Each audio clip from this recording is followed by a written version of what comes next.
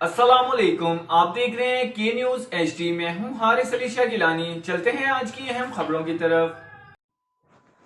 رخ کریں گے رینالہ خورد کا، جہاں سے رپورٹ کریں ہمارے نمائندے سجاد خالق لکھوی۔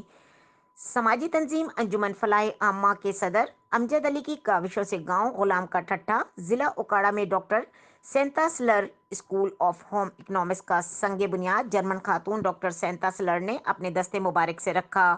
تقریب میں مہمان خصوصی جرمن سے آئی ڈاکٹر سینتا سلر اور ان کے خامند نارون پینچ نے انہوں نے مہمانان اعزاز ایگریکلچر ٹورزم کے ڈائریکٹر طارق تنویر اور معروف زرعی ماہر ساجد سندھو کے ساتھ ساتھ پیشنٹ ویلفیئر ایسوسی ایشن کے چیئرمین شیخ عبدالغفور، ماہر قانون دان Aslam Tahir al-Qadri, advocate Aslam Paracha, advocate international شہریت یافتہ خطاط محمد اصغر مغل، معروف آرٹسٹ غلام مصطفیٰ مغل، پروفیسر محمد امین انجم، نوید احمد، ساجد محبوب عالم اور دیگر علاقے مختلف شعبہ زندگی کے تعلق رکھنے والے افراد کی کثیر تعداد نے شرکت کی۔